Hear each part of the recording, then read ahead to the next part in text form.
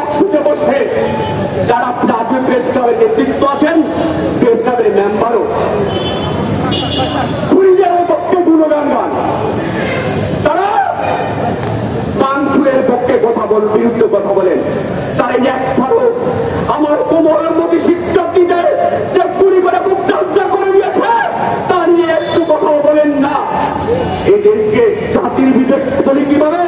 আর দলদাস শেখ হাসিনার পা চালা কুত্তা, কুত্তাদের বলে জীবনের চেয়ে সম্পদের দাম বেশি নয়, সম্পদ মানুষের জন্য, জীবনের জন্য। তোমরা কিসের সাংবাদিক, কিসের জাতি? তোমরা লজ্জা হয় না? গতকাল দেখলাম টিভি পত্রিকায় বিটিভিতে গিয়ে কিছু শিল্পী কান্দা করছে, কি বললো?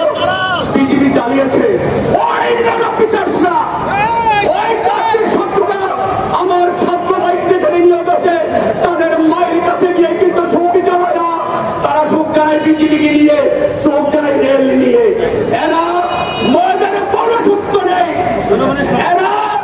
এরা হচ্ছে জাতীয় সূত্র, এরা মানবতার সূত্র, এদেরকে চিহ্নিত করে রাখে। এরাই হচ্ছে সবচেয়ে জাতির জন্য ক্ষতিকর।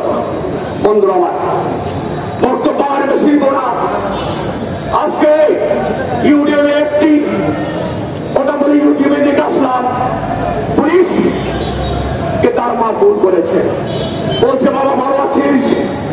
কিনা বলতে বলতে মা আছি।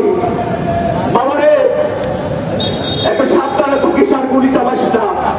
এখানকার সমাজের লোকজন তো পুলিশকে তো খারাপ বলছে, পুলিশ কাছে দিক থেকে ওদিকে মা কাছে করে, এতে বোঝা গেছে এই পুলিশ ইচ্ছাকৃত গুলি করে নাই, হাসিনার নির্দেশে গুলি করতে হয়েছে।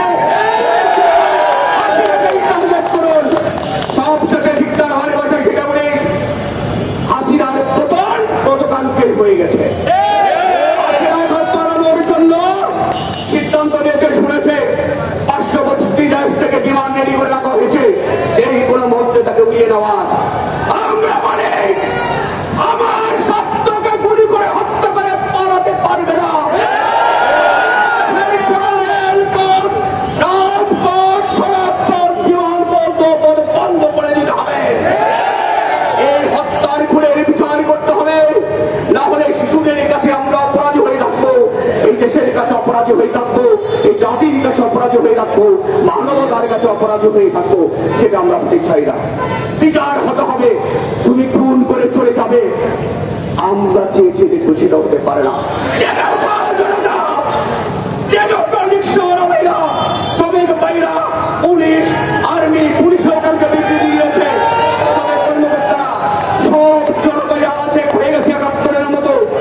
এক সারিতে এখন একটা হুজা বাজানোর বাকি, সে হুসার জসিরেই বাঁধবে।